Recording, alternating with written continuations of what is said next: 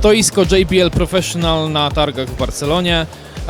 Mamy tutaj rozwinięcie serii SRX, mamy nowe modele, model 12-calowy, model 15-calowy i model specjalny, o którym właśnie zaraz nam tutaj kolega powie. Nowa linia modelowa JBL Professional z serii SRX 900 dostała point source'y, na które długo czekaliśmy, i w skład tych nowych point source'ów wchodzą trzy konstrukcje. To jest SRX 912M, który jest oparty o 12-calowy przetwornik niskotonowy, 915M na 15-calowym przetworniku oraz trójdrożny SRX 922, który ma dwa przetworniki 12-calowe, 6-calowy środkowy przetwornik oraz driver 1,5-calowy.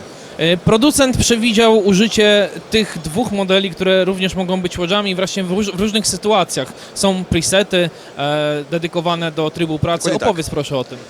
Wiesz co, sprawa jest szalenie prosta. W momencie, w którym decydujemy się na użycie point source'ów, możemy skorzystać z oprogramowania Venue Synthesis i umieścić je albo jako monitory na scenie, albo jako side fill, albo jako infill, front fill, delay, albo system główny w jakiejś mniejszej salce. I do każdego z tych trybów pracy mamy dedykowany preset, jak i również możliwość pracy tej paczki we full range'u, przy odcięciu 80 Hz, aby skorzystać z subwooferów. Sprawa jest, wydaje mi się, dość prosta i intuicyjna.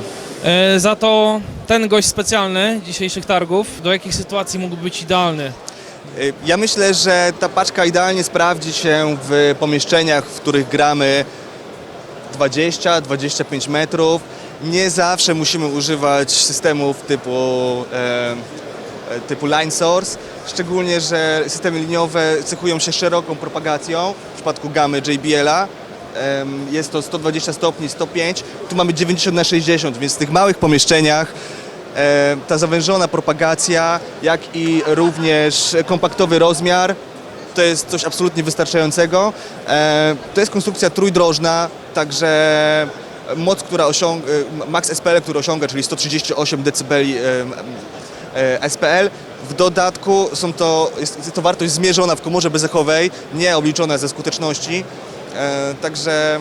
No i podobno tutaj dwa kanały DSP, które mamy w środku, zostały właśnie rozdzielone, też jeden z tych kanałów został rozdzielony pasywnie. Przybliż nam proszę trochę o tym. Wiesz co, JBL Professional określa to jako crossover akustyczny.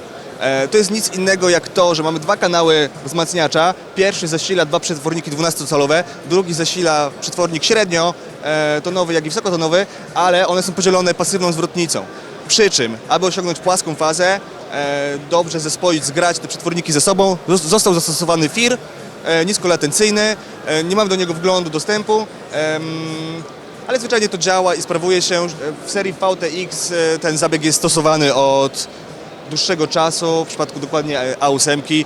Jeżeli chodzi o możliwości riggingu, bo nie zawsze paczkę będziemy stawiać na statywie lub na sobie, na rozszerzeniach subwooferowych, producent JBL Professional przewidział bardzo prosty system riggingu.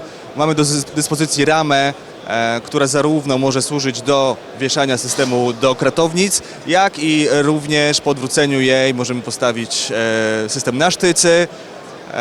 Możemy tę ramę zamontować wertykalnie i horyzontalnie, także komplet riggingu jest opcją akcesoryjną, dostępną na dniach.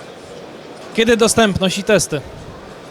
Czekamy na dostawę. W lutym powinny się pojawić pierwsze modele, które roześlemy do naszych klientów.